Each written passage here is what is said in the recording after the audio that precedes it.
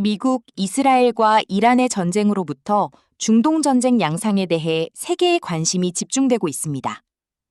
뉴스로부터 들려오는 미사일 공격과 방어에 대해 왜 그러한 상황이 지속되고 있는지, 중동 전장의 특성은 무엇인지에 대해 살펴보고자 합니다. 상대 영토를 대규모로 점령하려면 단순히 병력을 보내는 게 아니라 상륙, 해상 호송, 제공권, 방공망, 후속 보급까지 한꺼번에 해결해야 합니다.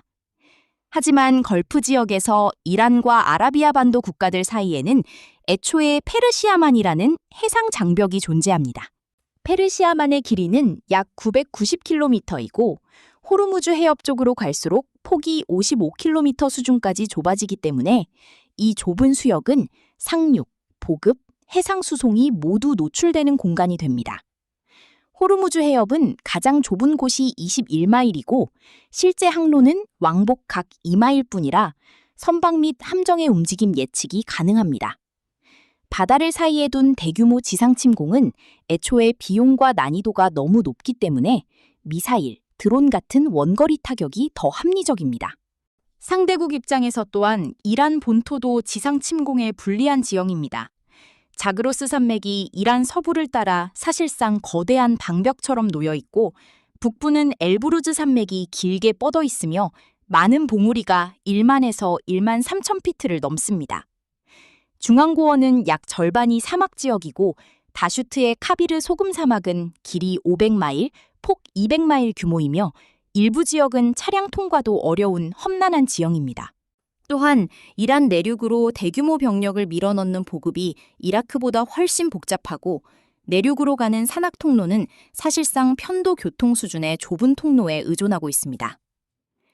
결론적으로 중동의 핵심 전장 중 하나인 걸프 축에서는 들어가기가 어렵고 들어가도 버티기가 어렵다는 지리적 조건이 지상전보다 원거리 타격을 선호하게 만듭니다. 중동은 국경선 자체보다 몇 개의 핵심 시설이 훨씬 중요합니다. 항만, 정유시설, 유전 처리시설, 공군기지, 담소화 플랜트, 송전망 같은 표적이 해안과 대도시 주변에 몰려 있습니다.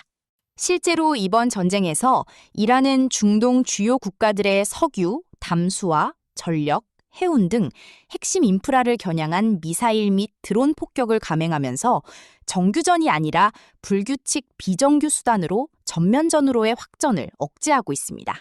즉, 상대 영토를 점령하지 않아도 몇 발의 미사일, 드론만으로 경제와 심리를 흔들 수 있습니다.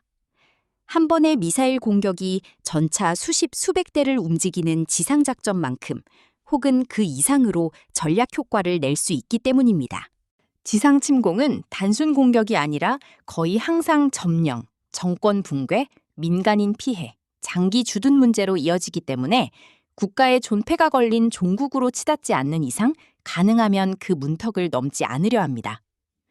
미사일, 드론, 프록시 공격은 상대에게 비용을 발생시키게 하면서 전면전 문턱은 넘지 않는 효율적인 공격 수단입니다. 이에 따라 중동 지역 대부분 국가들의 군사 구조가 병력전보다 공군, 미사일전 쪽으로 전환되어 왔습니다. 시프리에 따르면 중동은 2020년-2024년 기간 글로벌 무기 수입의 26%를 차지했는데 이 중 수입 품목을 나누어 보면 항공기 43.3%, 미사일 15.9%, 방공 시스템 2.1%로 지상방산 대비 압도적으로 높은 비중을 차지했습니다. 중동 국가들은 실제로 군비를 쌓을 때부터 대규모 지상군 돌파보다 원거리 정밀 타격과 방공에 더 많은 돈을 쓰고 있습니다.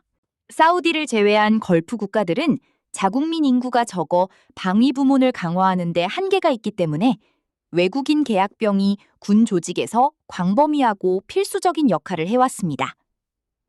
따라서 병력 대량 동원형 지상전보다 전투기, 방공, 장거리 타격 체계 같은 자본 집약형 전력이 더 적합한 구조가 될 수밖에 없습니다.